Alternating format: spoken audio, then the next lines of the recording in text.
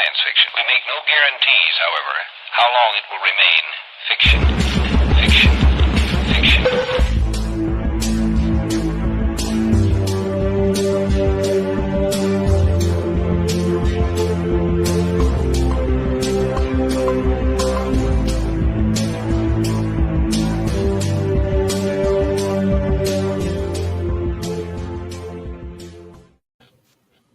Sitting Buddha salutations to everybody out there. My name is Ayla, and I am the host for tonight of Exofathom, the amazing, super wonderful show that everybody wants to listen to. So invite your friends.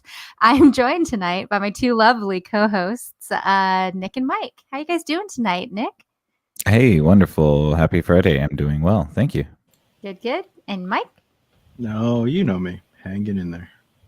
As per usual. How are you doing? I'm good.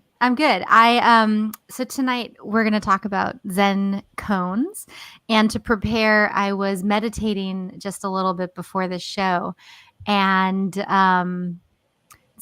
it's been a minute since I've practiced sitting Buddha meditation. So I'd love to share that experience with you guys. But first, I'm going to share a little koan. Unless, did you guys want to add anything? Wait, what's sitting Buddha? Is it just the picture I'm looking at? Is that the position? Yes, I believe it refers to Zen meditation or Zazen, which some practitioners believe require really astringent practices. So like there's some Zen teachers that will be like, you got to sit this way. You have to put your hands here. Your tongue should touch the roof of your mouth. And I think that this koan, Sorry about that. Oh, no, I was just going to, nothing. Never mind. Go ahead. I'm sorry. I was going to say, it's a weird thing to take issue with. Like, I know the tongue on the mouth, but the tongue on the roof of the mouth is a little controversial because I've heard that you should do it, and then I've heard that you shouldn't do it in like two totally different circles. But anyway, this Zen koan is kind of just getting at, the strict rules around something that maybe shouldn't have rules. Cool. I'm excited. All right, cool. Okay, so it's going to be short. Settle in, folks, and here we go. When asked why he practiced Zen, the student said, "Because I intend to become a Buddha." His teacher picked up a brick and started polishing it. And the student asked, "What are you doing?" The teacher replied, "I am trying to make a mirror." "How can you make a mirror by polishing a brick? How can you become Buddha by doing Zazen? If you understand sitting Zen, you will know that Zen is not about sitting or lying down. If you want to learn sitting Buddha, know that sitting Buddha is without any fixed form. Do not use discrimination in the non-abiding Dharma. If you practice sitting as Buddha, you must kill Buddha. If you are attached to the sitting form, you are not yet mastering the essential principle." The student heard this admonition and felt as if he had tasted sweet nectar. And that's the koan. I'm happy to. Gross. I know. I mean, yeah, like I'm kidding. That last line is what killed it for me. Honestly, I was all about it, and then I was like, "Sweet nectar." Like, okay. I mean, I don't. Yeah, I don't know what nectar was like back in the day, but I don't have anything to compare it to. I mean, there's like wine being nectar of the gods, right? Or that's probably like the wrong culture, but nectar is probably referred to a lot of things, not that gutter juice you're thinking about. Well, even that, right, wouldn't promote that like enlightened. Well, I don't know. I mean, well, so we're totally putting the cart before the horse tonight, guys. Let's start off first with just initial impressions. What was that koan about for you guys? And Mike, if you want to start first. Well, I mean, it falls in line with other Zen things. It's just not. There's no like one bright way to perform. Not to perform, but to meditate, I guess. And when it comes to Zen, in other forms of Buddhism, things can be very strict. But as far as Zen goes, it's kind of like whatever gets you to that center place. And also too, it's a mindfulness state. So it's not. It all happens in the mind. It doesn't really matter what your body's doing, right? So it's like if you want to reach Buddha, you should kill Buddha, because there's an idea that you're trying to strictly adhere to, when really there should be no idea at all. Should be a mind full of empty. Mm-hmm. Yeah. I mean, I think, that's definitely where I think I landed when I first read it. Then it's like I started reading more into it, and then I see that other side, and I'm like, oh wait, this is getting deep. But let me hear, Nick, what are you thinking about with this one? I don't know. I think something to me about I guess the rigidity of a structure that you probably need to let go of at some point, or thinking that there's a definite roadmap to a destination. That's kind of what I'm getting out of it, is that if you cling too hard on the step-by-step method to achieve that thing, are you doing it with the level of earnesty that it requires to actually achieve it? So yeah, I mean, I think that there's a little bit of a don't stick too strictly and rigidly to a system because you think it's going to produce a certain outcome for you. Yeah. Do you think too, like, just there, if you do stick to that, you might just be going through the motions rather than like earnestly stepping into that activity? Yeah, I think so, for sure. I mean, the Buddha didn't sit underneath the Bodhi tree intentionally to say that the only way that I can achieve this enlightenment is through sitting. I mean, of course, you have also the laying Buddha and a couple other types of Buddha. But I think it's just sticking too rigidly to a system or structure in order to get a completed goal. I mean, it's about the act of doing and not the destination. And so, Yeah,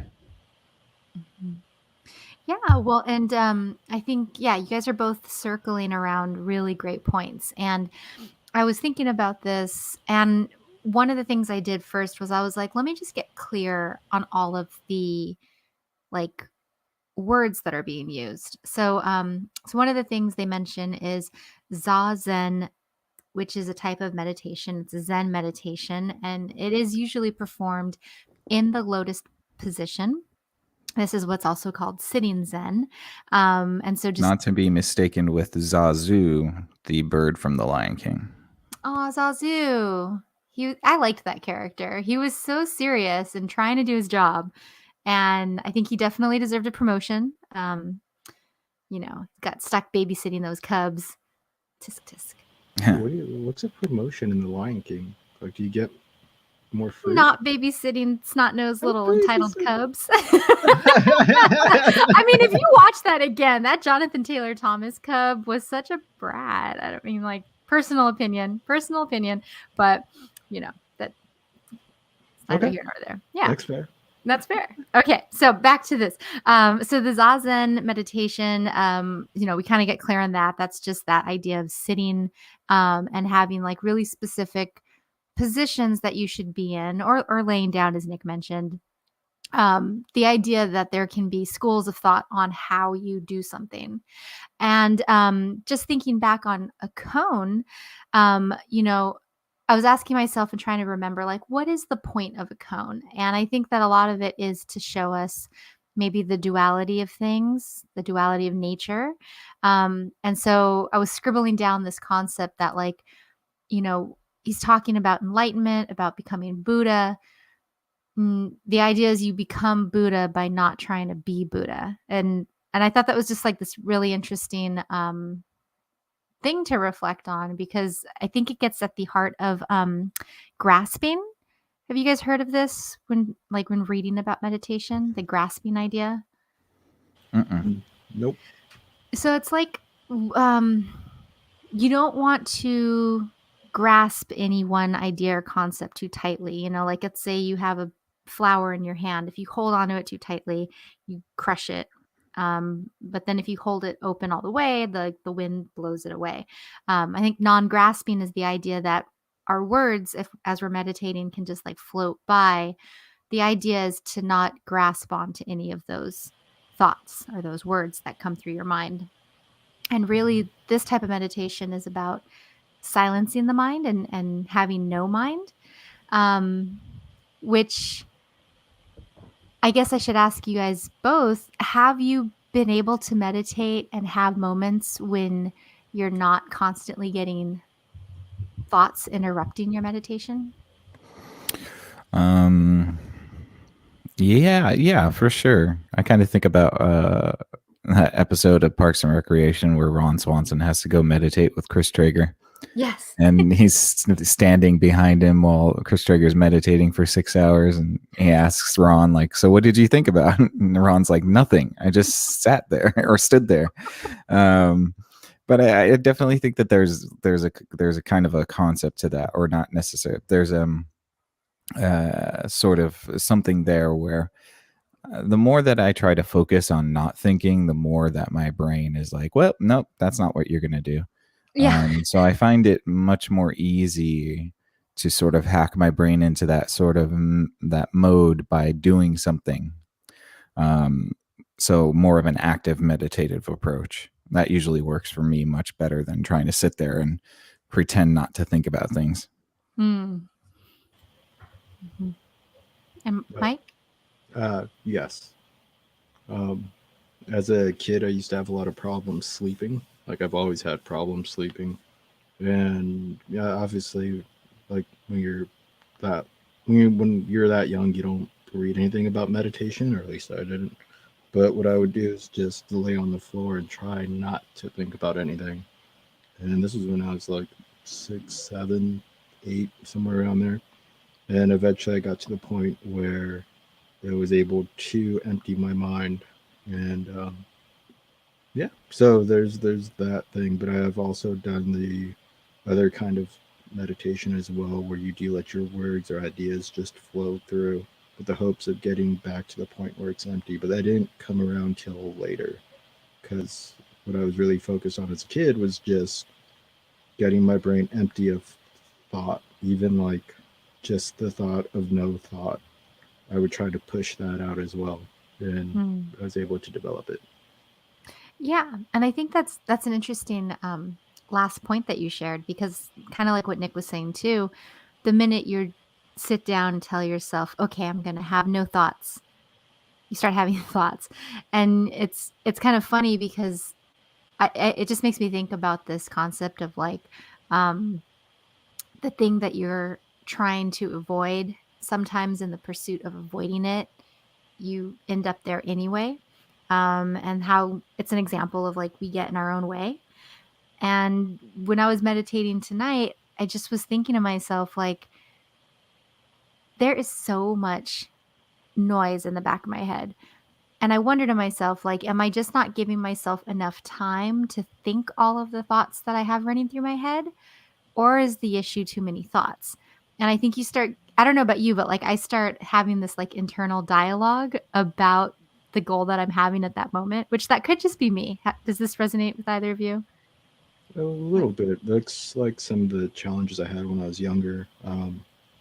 To overcome that, like I said, you kind of let it flow as a river, and try not to circle back to like the originating thought that caused the inner dialogue.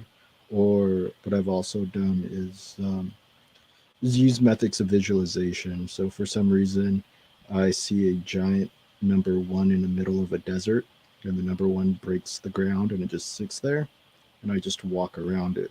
And then after I walk around it once, I can push the whole visualization out. And then I've reached this like no mind state. But I've definitely been in the point of internal dialogue where you go back and forth for hours. I mean, there's times where like it would be 6 a.m. and I would have gotten no sleep that night and still had it like you got to get up and go to school or eat breakfast or whatever was happening in elementary school. But um, to get out of that visualization definitely helped. Yeah, and it's interesting you talk about kind of this idea of meditation as a child. Do you feel like anything's been different when you meditate now versus when you meditated then? Like, was it easier to slip into that state when you were younger, you would say, or? Um, no, I think it's easier now. When I was younger, my environment was a lot more chaotic. Now my environment's far more peaceful. I can, since it's been practiced for so many years, on and off, it's much simpler to get to that state.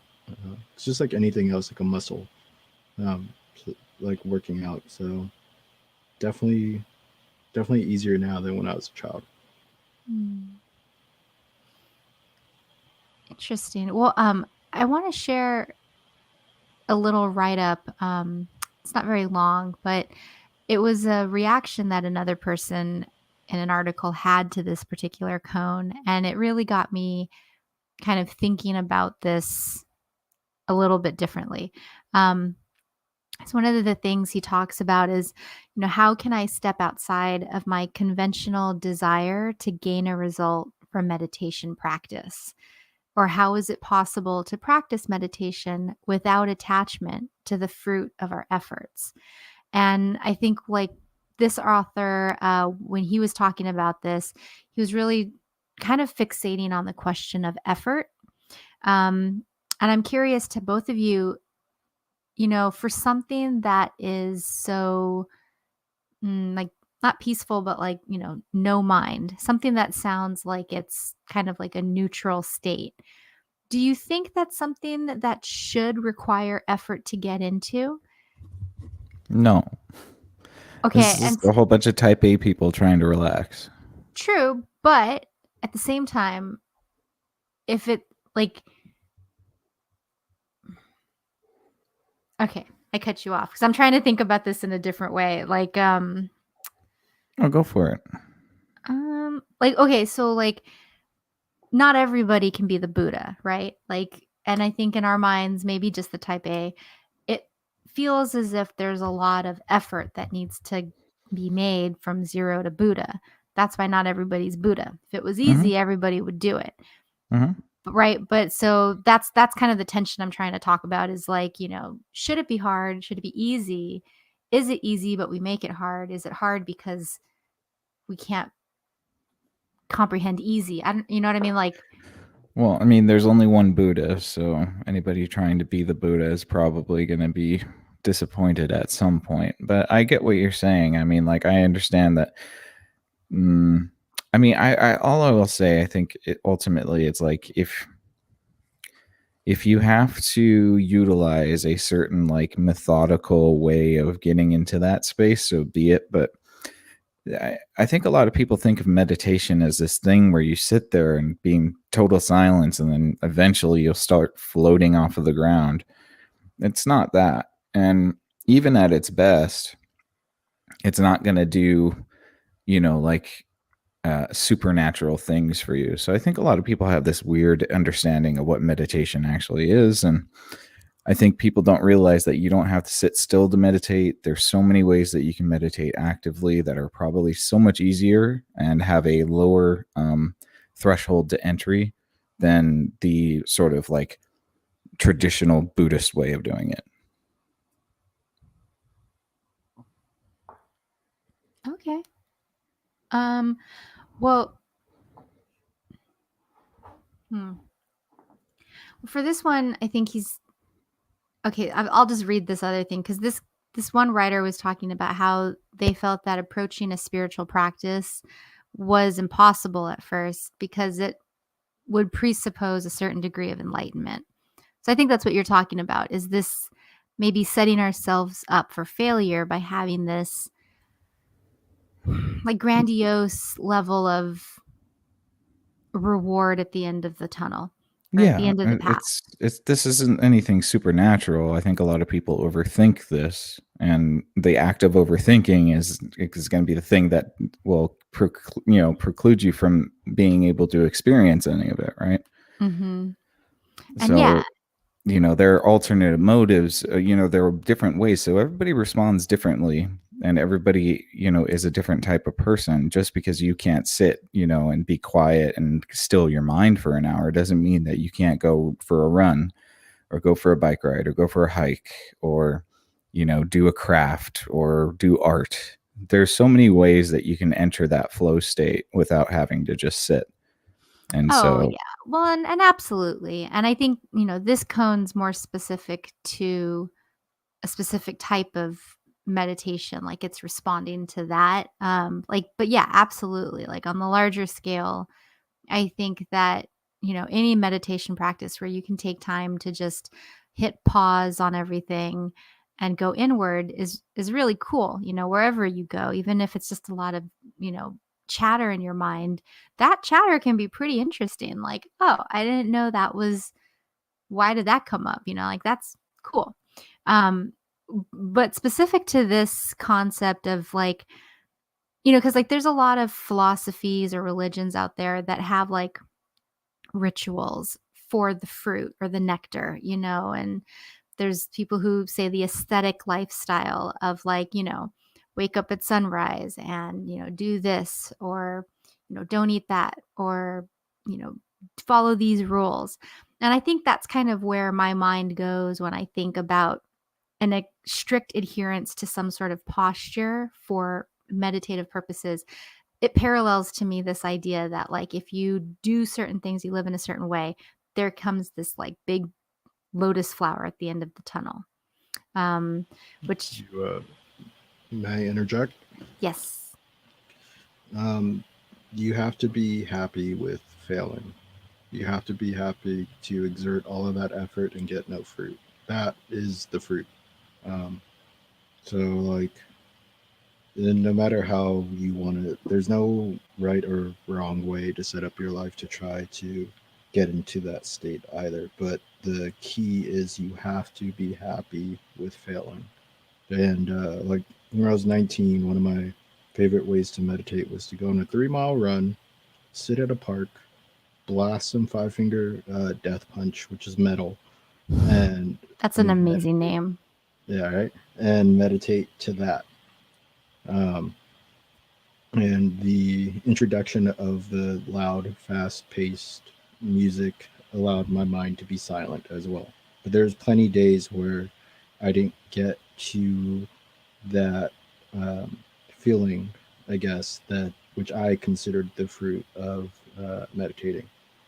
Um, but you still do it, and it teaches you that the fruit is that being content and happy with failure. That all that effort you put into it actually means absolutely nothing, because that's kind of what life is, right? You put in a whole bunch of effort to die. Um, Mm-hmm. Not to get too much of a downer, but No, um, it's true. And I think, that's, yeah, I hear you for sure. so for me, I think it does take quite a bit of effort to you get into that state, and that's okay. And you have to learn to be happy with exerting all that effort and getting nothing in return. Mm-hmm. Yeah. And I think, that, I'm trying because with this particular koan, I'm absolutely on the same page as you guys. Like, I think that attachment to a reward kind of defeats the purpose at the beginning. And like this writer who was commenting on it had some interesting things. Like he said, if we're always thinking of meditation as a means to improve ourselves, to gain something from the effort and time we invest, the entire undertaking is subverted by our ordinary mind's addiction to worldly achievement. So it's kind of like to your point, Mike. But he goes on, he goes, the truth is, when we first take refuge in Buddha, our motivation is fear. We are afraid of suffering. We want change, escape, freedom. Only after we have gained some experience can we begin to shift the motivation and explore these subtle traps of spiritual materialism. And so he said that this koan is a fantastic reminder to trust the purity of our primordial mind and to acknowledge our constant mental habit of grasping and to see how grasping obscures our innate wisdom, which I thought was pretty cool. Yeah, I just wanted to get out of the house. That's my big thing. Nice. Well, yeah. And so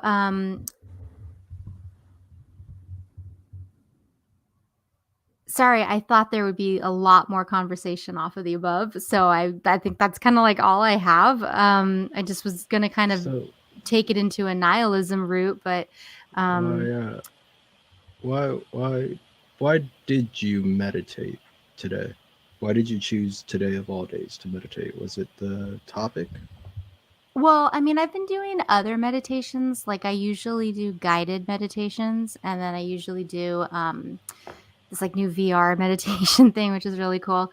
But it's been a minute since I've sat and just tried to just have like a sitting meditation. You know, even when I do guided meditations, I lay down. So I was thinking about this idea of trying to adhere to a seated posture, you know, and thinking about like, because there are people out there who take classes, and these classes say like you have to sit there and you have to keep your back straight and you have to have your hands this way.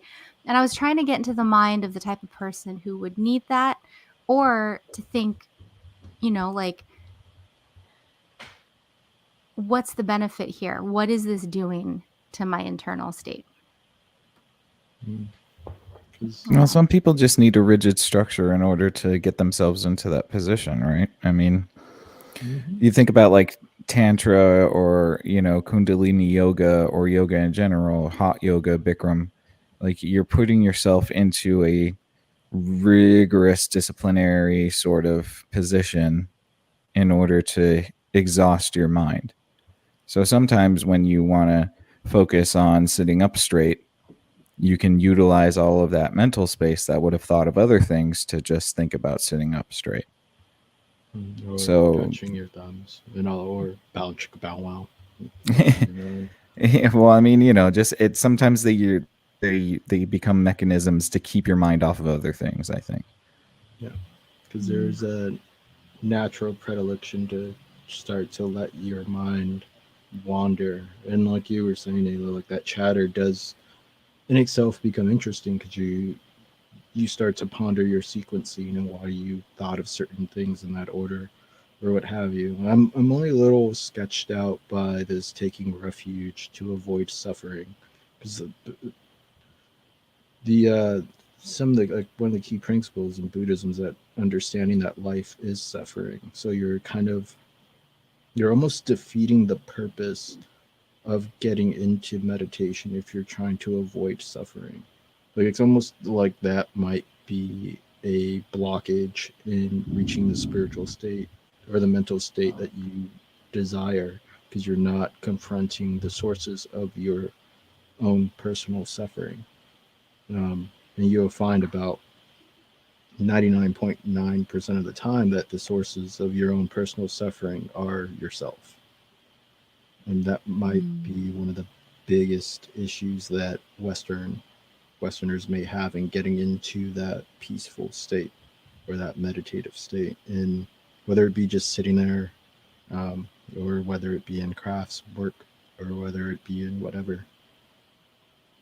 Yeah. Well, I think like that's kind of the intro of the koan is, why are you practicing Zen? And the student says, because I intend to become a Buddha.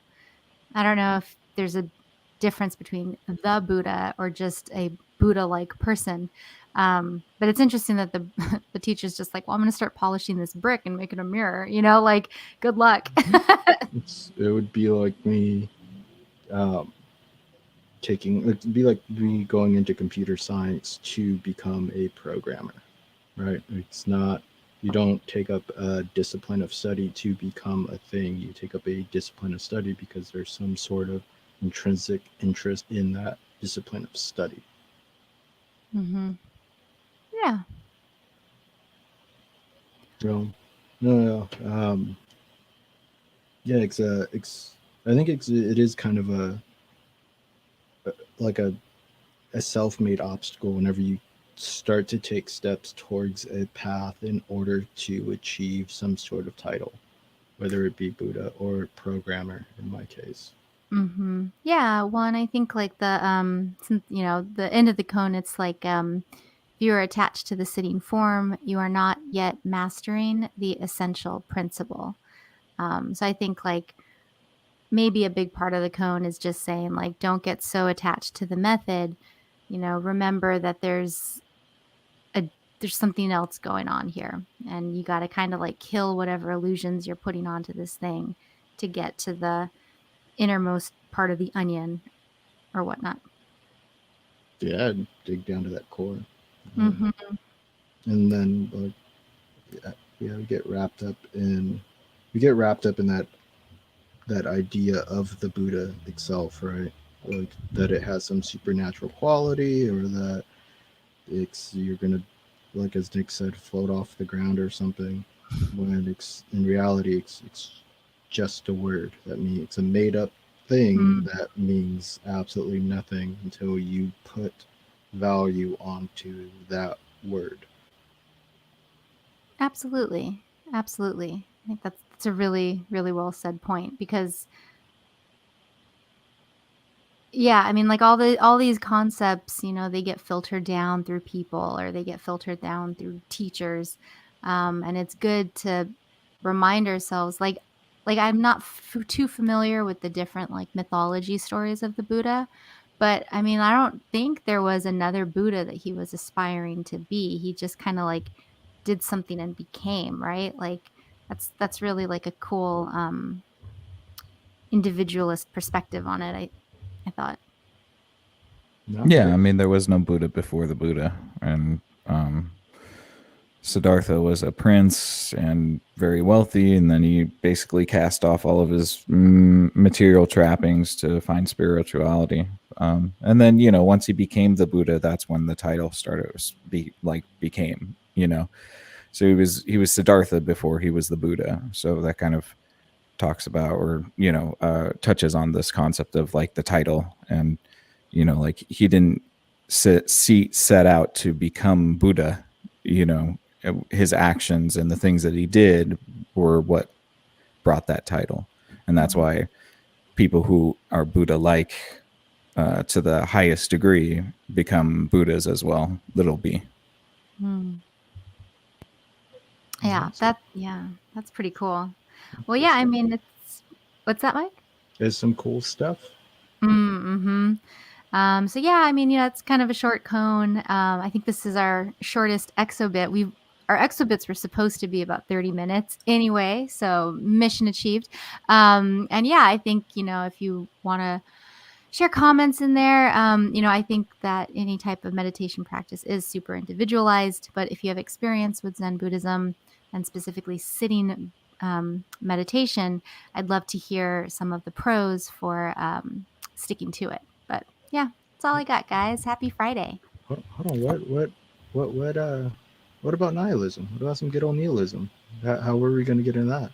Oh, well, I was kind of like anticipating certain topics based on last conversations, so it would just be a lot to get down that route. That's okay.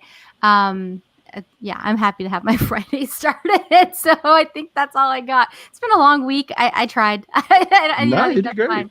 Okay, Yep. cool. Well, thank you, Ayla. We appreciate that. And thank you guys for listening. We hope that you found this intriguing. Perhaps it's something that you can meditate on this evening or think about over this weekend, your favorite methods to meditate. Should it be structured and rigid, or do you like to go with the flow? I don't know if there's any wrong answer. So yeah, let us know in the comments if you think what you'd like to cover in the future, and any other feedback you might have for us. Thank you so much for listening. We very much appreciate you. Thank you, Ayla, and thank you, Mike. And until next time, Cognauts, you stay out there, and we'll catch you on the next Exofathom. Good night. Peace. Later.